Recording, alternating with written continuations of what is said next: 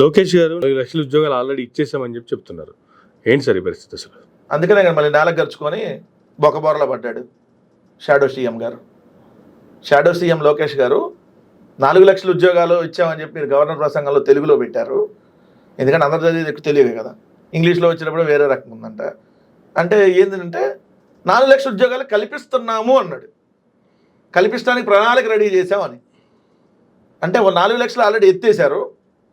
4 లక్షల ఉద్యోగాలు ఇప్పుడు పోయినాయి. 2.5 లక్షలు వాలంటీర్ ఉద్యోగాలు పోయినాయి.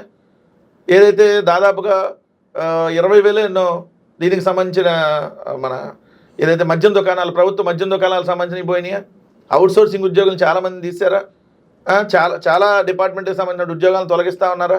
సచివాలయ ఉద్యోగాలు కూడా బొక్కబెట్టే ప్రయత్నం చేస్తూ ఉన్నారా? ఖాళీలు ఉన్నాయి, ఇంక ఫిల్ చేయరు.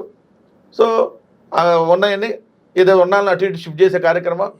సో ఇవన్నీ కోత విధించిన తర్వాత ఇప్పుడు ఒక్క ఉద్యోగం కూడా ఇవ్వకపోగా మా ఎమ్మెల్సీలు అడిగారు, నన్ను 4 ఉద్యోగాలు అక్కడ నిచ్చి చూపించాను, కల్పిస్తున్నామండి 4 లక్షలు అని చెప్పి మళ్ళీ 4 గచ్చుకునే పరిస్థితి. ఎందుకు అదే చెప్పట్లా? మొన్నటిదాకా 6 లక్షల కోట్లు పెట్టుబడులు వచ్చేసినాయి. మొన్నదా చెప్పారు యాడ్ వచ్చింది అంటే కరకట్ట దగ్గర ఒక్కొక్కళ్ళు స్పెషల్ బోట్లో ఆగారు. చంద్రబాబు నాయుడు గారు ఎక్కడ పెట్టాలో చెప్పలే. ఇంకా చంద్రబాబు నాయుడు గారు కరకట్ట నుంచి మన భవానీ ఐలాండ్ దాకా ఆగినాయి మొత్తం లైన్గా. చంద్రబాబు నాయుడు గారు కరకట్ట కొంప ఇల్లు వాళ్ళ భాష వస్తుందండి, మళ్ళీ కొంప అని. రాజకీయాలను భ్రష్టు పట్టించారు. ఈ కొంపలో ఇల్లు అని చెప్పడం తెలియదు, కొంప అని చెప్పి అందరికి అదే అలవాటు చేశారు. కరకట్ట ఇంటి దగ్గర ఆగినాయి. ఆ ఇంటి దగ్గర నుంచి భవానీ ఐలాండ్ దాకా మొత్తం అప్పుడు వెళ్ళి చూసుకోవచ్చు అందరూ. ఒక షిప్లో ఒకళ్ళేమో 10,000 కోట్లు డబ్బులు, ఇంకొకళ్ళేమో 20,000 కోట్లు డబ్బులు మొత్తం డంప్ అయ్యి ఎక్కడ పెట్టుబడి పెట్టాలో తెలియట్లే వాళ్ళకి. అన్ని కంపెనీలు వచ్చేసి నీళ్ళు వచ్చినాక 9 నెలలు.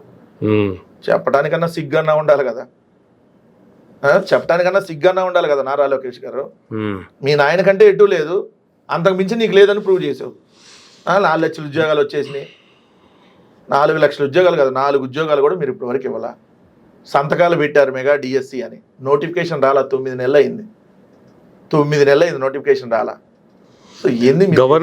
గవర్నర్ గారి ప్రసంగంలోనేమో 4 లక్షల ఉద్యోగాలు ఇచ్చేసినట్టుగా మాట్లాడించారు. మండలిలోకి పోయి లోకేష్ గారేమో ఇచ్చామని మేము ఇప్పుడు చెప్పామమ్మా, మేము ఇచ్చామని చెప్పలేదు, 4 లక్షల ఉద్యోగాలకి రూపకల్పన మాత్రమే చేసామని చెప్పాను తప్ప మేము ఇచ్చామని మేము ఇప్పుడు చెప్పాము అంటున్నారు. మరి అదే గవర్నర్ గారి చేత అబద్ధం చెప్పించాను ఒప్పుకున్నట్టేనా? అన్ని అబద్ధాలే కదా చెప్పించింది, ఒకటే. మరి ఇప్పుడు చెప్పాలి కదా, పవన్ కళ్యాణ్ గారు దీని మీద కదా మాట్లాడాల్సిందే. మళ్ళీ క్షమాపణ చెప్పాలి. ఇప్పుడు వెళ్ళి చెప్పాను క్షమాపణ పురాణం 3 అన్నా చెయ్యి, 1-2కి విరుగుడన్నా వస్తుంది.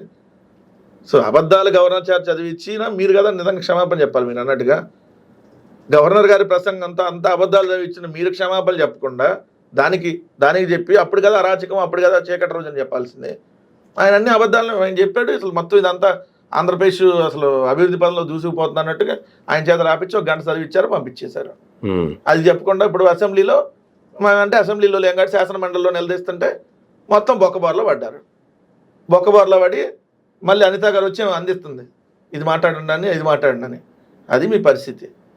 ఇంకా మీరు మరి వైఎస్ఆర్ కాంగ్రెస్ పార్టీ తట్టుకొని ఎలా నిలబడ్డారని పవన్ కళ్యాణ్ అంటే, మేము నిజాలు చెబితే మీరు తట్టుకొని నిలబడలేక కుప్పగూలారు చాలాసార్లు అని చెప్పాలి.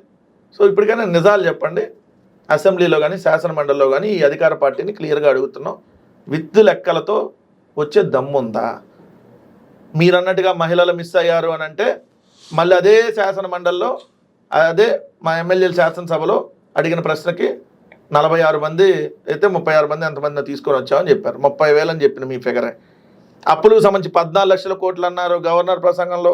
ఏదైతే మళ్ళీ 10 లక్షల కోట్లు అని చదివించారు. తప్పులు తడగ్గా బడ్జెట్లో 6.5 లక్షల కోట్లు అని పెట్టారు.